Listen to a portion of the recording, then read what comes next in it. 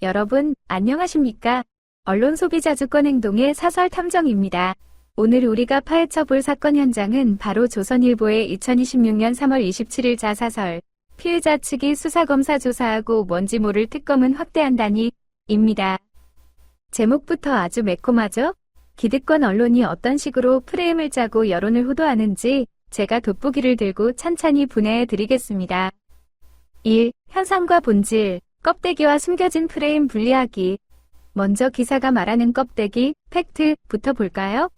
민주당이 조작 기소 의혹 국정조사 특위를 열고 이재명 대통령의 과거 대장동 및 대북 송금 사건 등을 수사했던 검사들을 포함해 102명을 증인으로 단독 채택했다는 내용입니다. 국정원 블랙 요원도 포함됐고 이들이 출석하지 않으면 특검으로 조사하겠다는 으름장을 놓았다고 팩트를 나열합니다. 그런데 본질, 인텐트는 무엇일까요?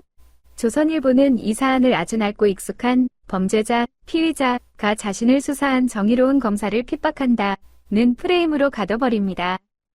제목에서부터 피의자 측이라는 단어를 쓴 것 자체가 다분히 의도적이죠. 이 사설의 진짜 목적은 국정조사의 핵심 이유인 검찰의 조작 기소 의혹이라는 진짜 본질을 지워버리고 검찰 권력을 성역화하여 방어막을 쳐주는 것입니다. 2. 논리적 허점 타격. 이건 좀 이상하지 않습니까? 자, 합리적으로 추론해보자면 이 사설의 논리에는 커다란 구멍이 숭숭 뚫려 있습니다. 재판관여라는 핑계. 사설은 국정조사는 계속 중인 재판이나 수사에 관여할 목적으로 행사돼서는 안 된다는 법률을 방패로 삼습니다. 그런데 여러분, 이건 좀 이상하지 않습니까? 국정조사의 목적이 재판의 유무죄를 입맛대로 뒤집으려는 게 아니라 국가기관, 검찰이 없는 죄를 만들거나 증거를 조작했는가라는 공권력의 불법 남용 여부를 따져 묻겠다는 겁니다.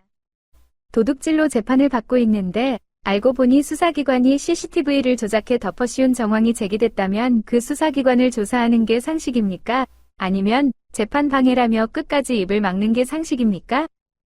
피의자 측이라는 딱지 붙이기, 국민의 대표기관인 국회가 행정부 산하인 검찰의 권력 남용 의혹을 견제하는 것은 민주주의 삼권분립의 기본입니다. 그런데 이를 단순히 피의자의 사적 보복으로 축소해버립니다. 입법부의 정당한 견제 기능을 부정하면서 동시에 검찰은 절대 오류를 범하지 않는 무결점의 존재로 둔갑시키는 심각한 논리적 비약입니다.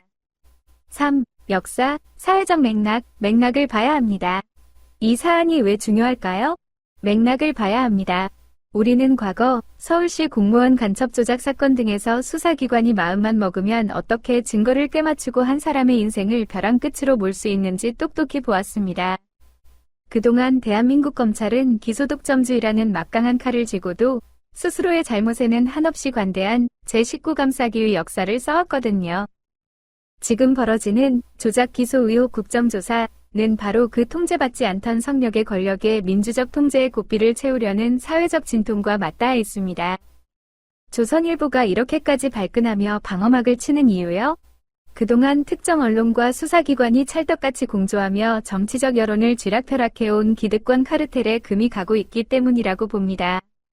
권력은 견제받을 때 비로소 시민을 위해 복무합니다. 죄가 있다면 합당한 벌을 받는 게 당연합니다.